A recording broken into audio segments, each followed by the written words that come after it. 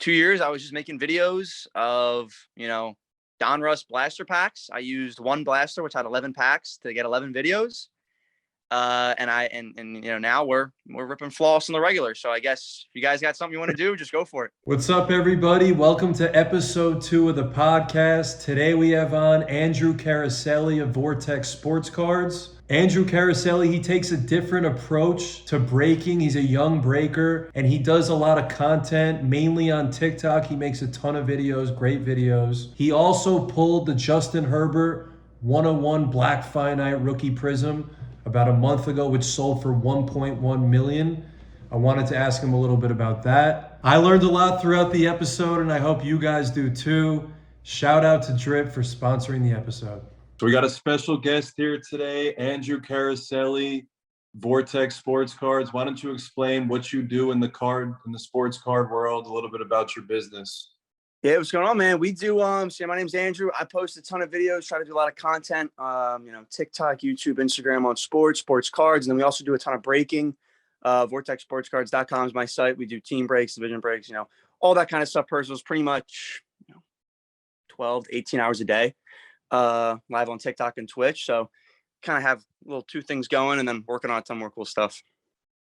I noticed that you're pretty big on TikTok. Have you been on there for a long time? And how did you get so big on there compared to the other platforms? I probably started TikTok about 2 years ago, almost now. It was like September, October of 2020 is when I started. I started buying a bunch of boxes and I was like, it'd be cool if I make videos about this. And then it kind of just turned into, can you open those boxes for me on live? And I was like, oh, well, okay, sure.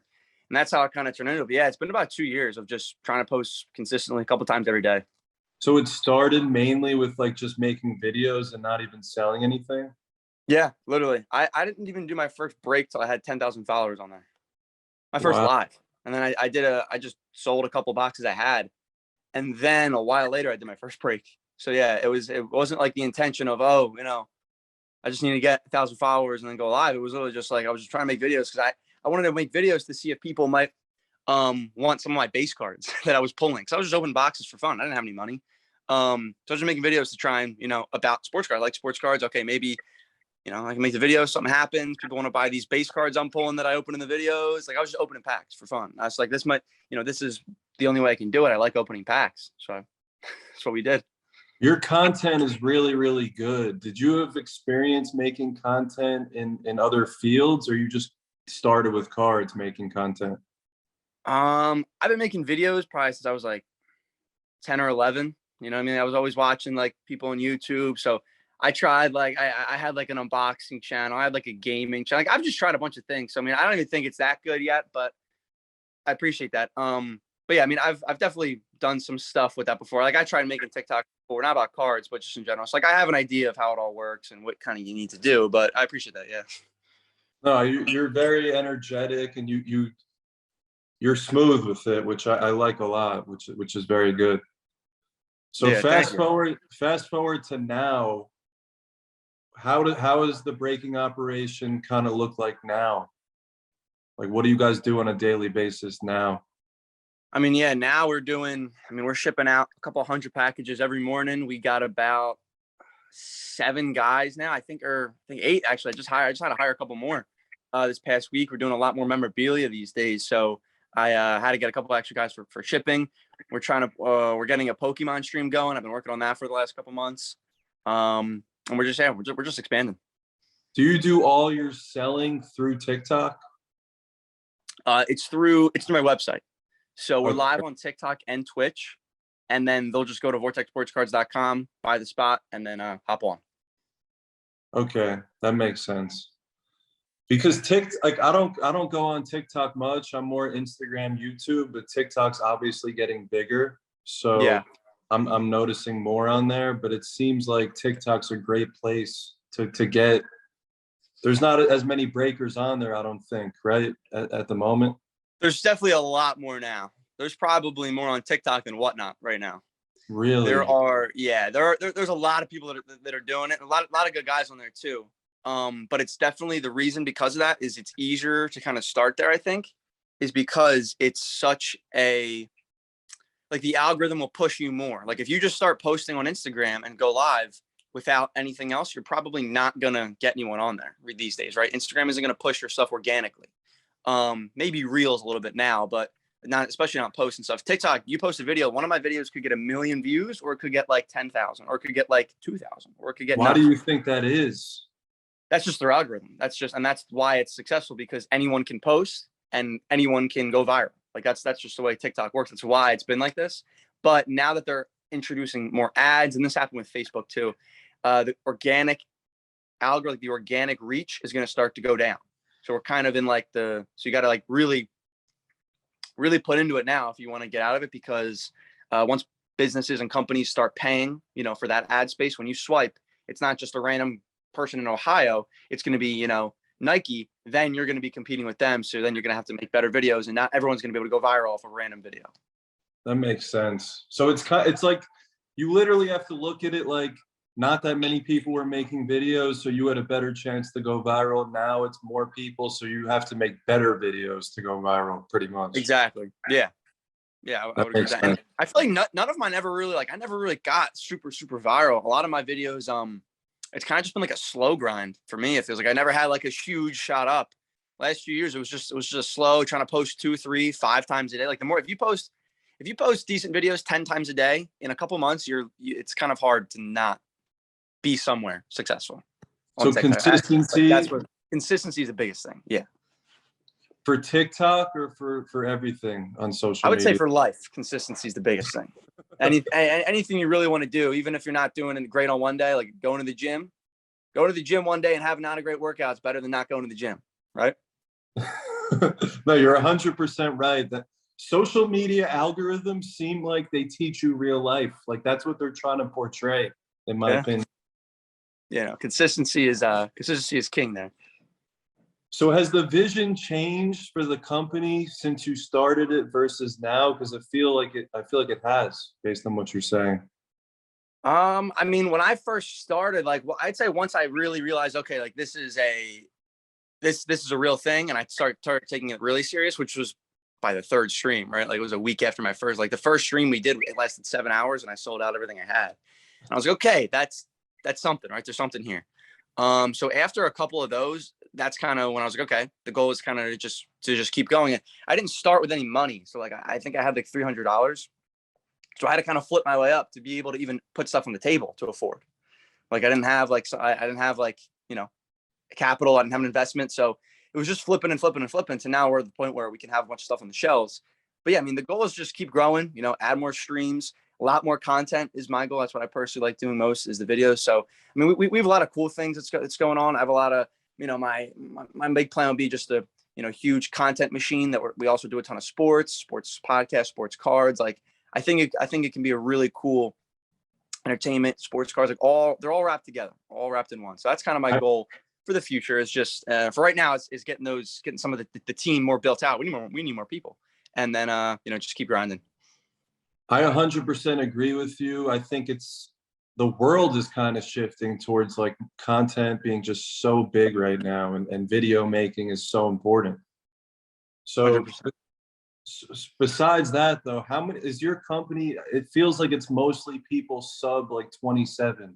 Is that accurate? And is that do you try to hire based on age at all? I don't hire based on age. Everyone we have, I know. I got 2 of my cousins. I got a bunch of my friends. It's all kind of just people that I know of. I would rather hire people that I know and trust when you're in there dealing with, you got to trust these people. If they're in a breaking room, if they're streaming by themselves, you got to trust these people. It's a lot of money, a lot of product out there, right? There's a lot of stuff can go wrong. So everyone I know, personally, we're now getting into that point where we're going to start having to hire, outside people. So that's going to be a new experience, but I've tried to keep it, people that I know of, that want to work hard, that want a job. Okay. You want to, you're not doing anything right now. Let's go. And they're all great. Honestly. They're insane. A lot of guys. Yeah, it's just a bunch of guys that just want to grind. Yeah. I met you briefly at the national, but your team looks like they look very good. So Yeah, thank you. Yeah, they're a bunch of beasts. I think hiring people is definitely a better way to go, but it definitely makes it a bit tougher to scale, in my Yeah. opinion. Well, yeah, that's what we're looking at now. It's like now when we're like, all right, now we're looking at a lot more people, but I know my core group of guys I can trust. So like that's the biggest thing is trust for that, because if it's not, family or guys you really know, anyone can do anything. Yeah, no, 100%. So the big thing that happened to you guys recently, you pulled the Herbert Black 101 Prism, which might be his best card, arguably. It's definitely in his top 3. Yeah. Did that have a big impact on your business? I mean, that was crazy. That was a random Wednesday night at about 1 a.m, when it was a night where I was just kind of tired, and I was like, all right, after this, we're going to go. I'm going to go home, go to sleep. It was about 1 a.m. Wow. Herbert 101. Like that was just, it was so crazy because it was just out of nowhere. It was literally out of nowhere. Like we've opened a ton of boxes, like looking for hunting certain cards, and you don't get them, but like just out of nowhere, I had one Prism hobby box left. I'm like, let's throw in the break 2020, and it was just in there. So that was insane. And the aftermath was super cool. So much love I got from just everyone who really said anything. It was just all love, which is awesome. Appreciate everyone who even just reached out, said congrats. But yeah, that was really cool. A lot of our videos were doing well. A lot of people were joining, so that definitely was a nice boost, and it was a nice boost in just motivation too. I definitely was like, oh wow, like that's really cool. Like we needed something like that. We needed like a big hit like that, and we got it. So that was just just proof, just to keep going. You're on the right path.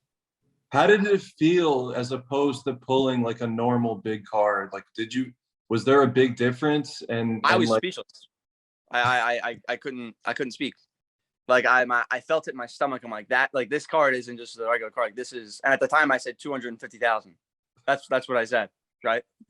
So obviously we know it was a lot more than that. So like at the time, I'm like I'm holding a house in my hand, right? I've opened a lot of big cards, 20, 30, 50, 60,000, but that's different. It's a different level.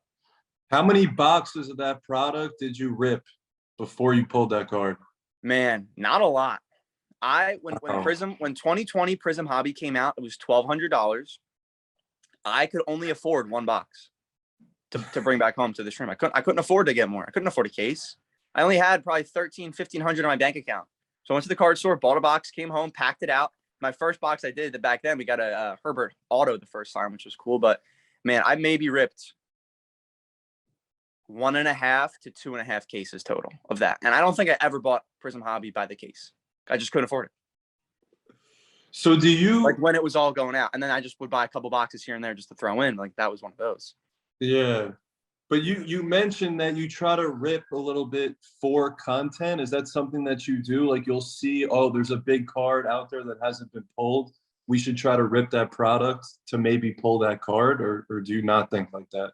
Not for content, for the breaks. Like if there's I can't even think off the top of my head, but if there's something that like people were looking for, oh, it's a new product, whatever, like I'll put that in the breaks. I rip a ton for videos as well, though. I'll just open if Certified came out, I opened a box of that, did a video. Like I open too much. I probably open more than anyone should, especially who sells them. But no, I just love cards, I love opening, and I love making the videos. Like we've been doing a lot more of the memorabilia stuff lately. Shout out the Real Autograph guys. They have super cool stuff, helmets, jerseys, mini helmets. So I've been doing a ton of that. That stuff's cool. That stuff kind of gets the average sports fan into it, right? That's the goal, is to grow the market, grow the hobby. And when the average sports fan sees, oh, that's actually sick, a signed jersey, I'm into that. That's cool. Oh, he has signed cards too. That's really cool. I mean, look into that. So like that's kind of my goal, is to just make these videos that are going to grow and are going to get the average fan into this. Because like if you're a real football fan, there's no way you're not going to like cards. If you like sports betting, if you like fantasy, if you like all that, like cards are literally right up your alley. It's so much fun. So that's kind of my goals with the videos is for that.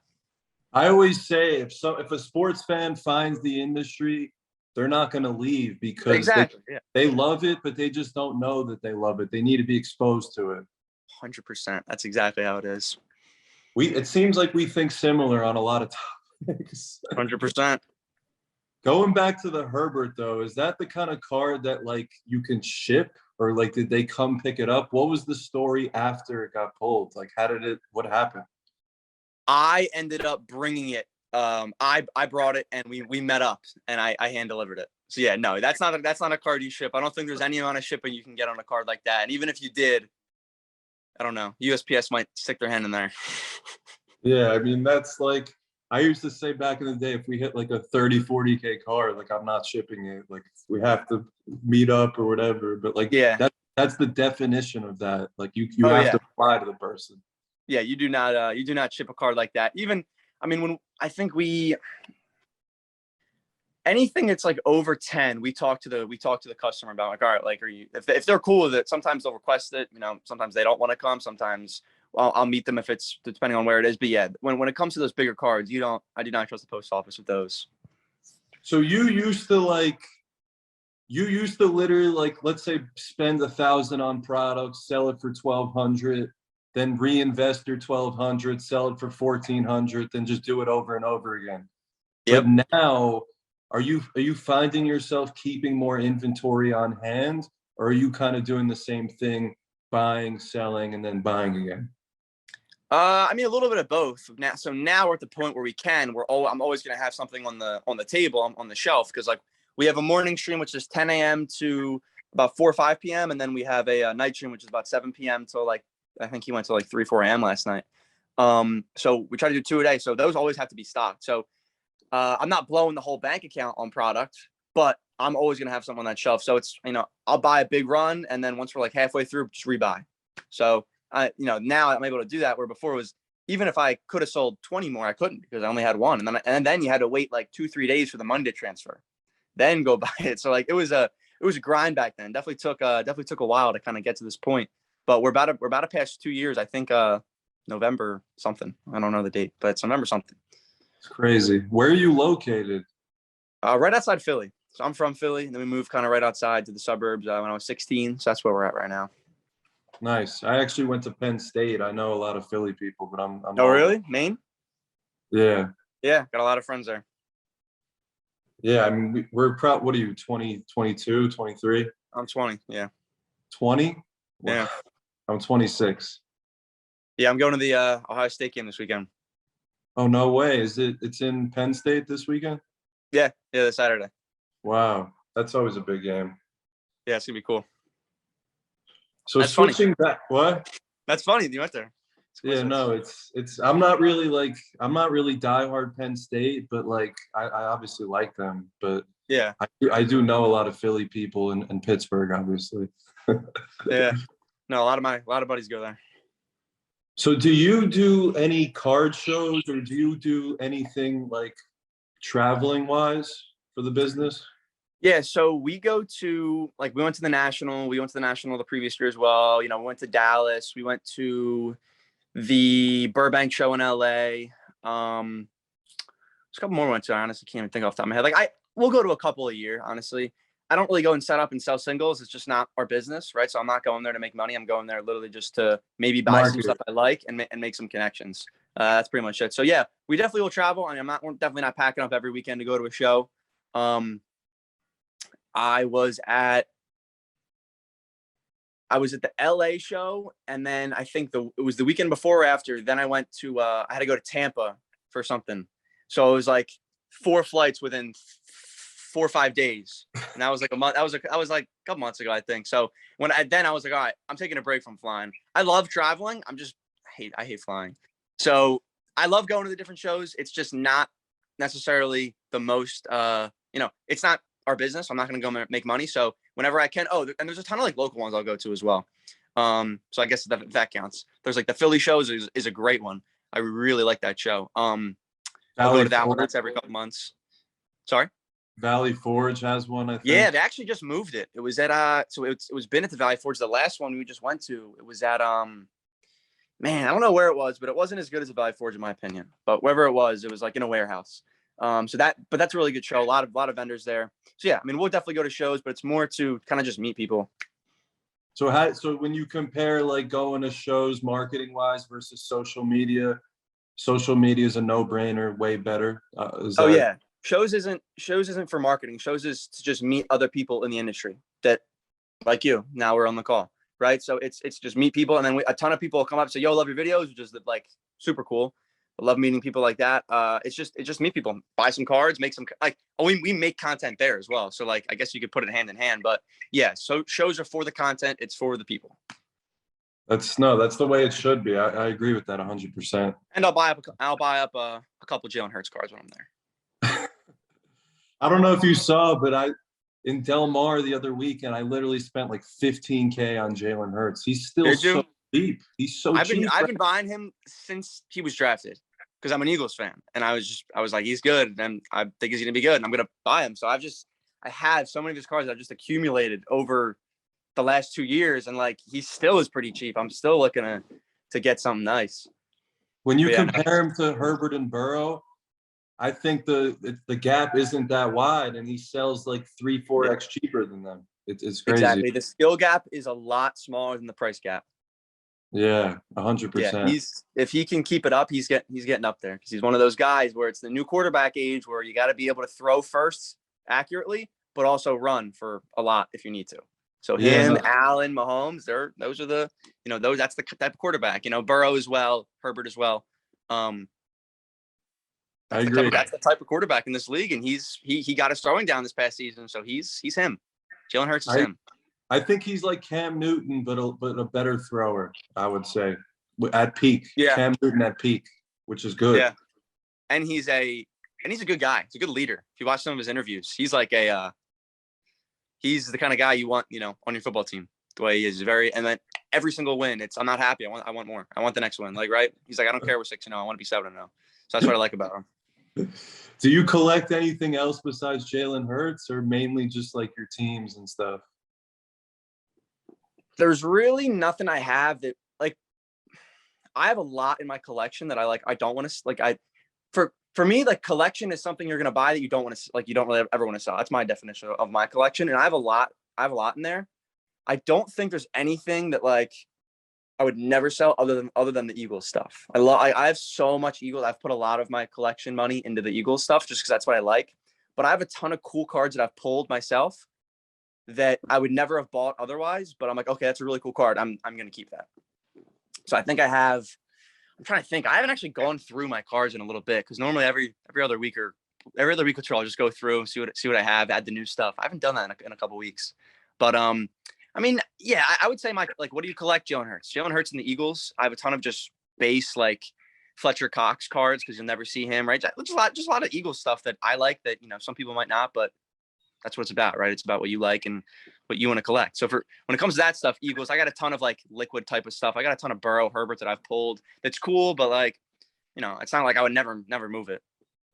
No, I agree with you 100%. The definition of PC kind of changed over the years as the industry boomed. It used to just be like cards that you actually want to collect and never sell. But now people kind of throw that term around loosely, and they say cards that they'll sell are still their PC. But I think because the industry boomed and now everything's worth so much more money, it's kind of tougher for people to like truly collect, I think.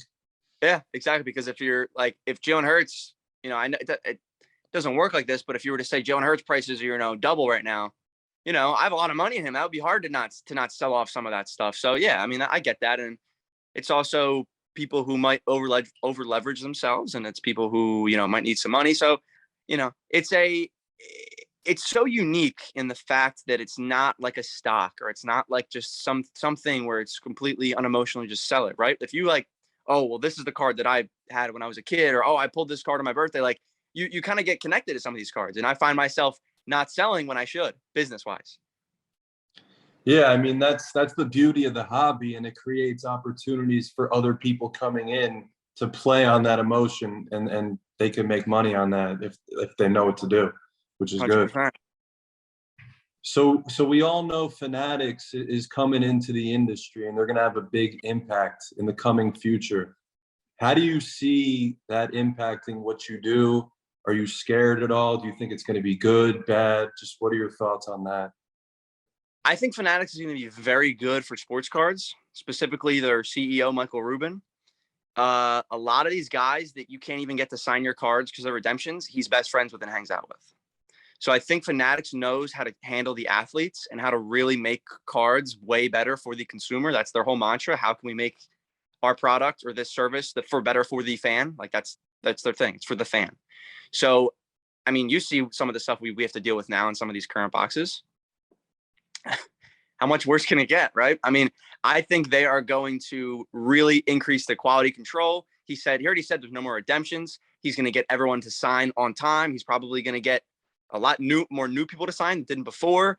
I just think that overall Fanatics, the whole team, the amount of assets, the amount of power they have over, a company, like they're a multi-billion-dollar corporation, right? There's a lot they can do. So, and then their mantra is not money first, it's fan first. I'm sure they're going to make money. They're going to figure that out and they're going to put in things to do that. But overall, they're a very we're good. We're fine with making all our money 10 years on the road. But we need to set it up to do that. And I think just overall, I think you're going to be seeing the cards in commercials during games. I think you're going to see the players opening cards way more. I just think it's going to be so much. I think it's going to be as streamlined as sports betting is just sports cards, the way they market it. You see sports betting commercials on every single NFL game, right? Every NBA, like they're all over. I think it's going to be as popular as that and as fantasy, and just it's going to be one of those sports fantasy. It's just a thing with sports. Like that's what it's going to be. We're so early. I still think. But why sports betting has been? It was like illegal and now it's legal, but sports cards has always been around. Why do you think sports betting took such a jump, but sports cards didn't? Kind of. It does. It's weird. I wouldn't put them in the same category as I put them in the same category for this example, as in like when you look at fantasy. Oh yeah, fantasy is just a thing with sports. It's just known. It's just betting. Yeah, it's just a thing with sports cards. It's just sports. Like it's just synonymous. A lot of people don't know sports cards, and I think that's the reason, because it's so confusing. It took me hours and hours and hours of videos to watch how to. What's the difference between the optic silver versus the prism silver versus national treasures versus PSA versus BGS versus all this different stuff. It's a lot to get into. So that's why I'm trying to make videos that'll educate people. But I think the people that have the $1 billion marketing budgets are going to be able to do that at scale. That's actually a very good point, because when you're betting, it's like you either win or you lose. Like you bet the spread, you bet exactly. money. There's not that many. Anyone can pick a team and press a button, and anyone can draft a team and try and manage it for fantasy. Like it's not that hard.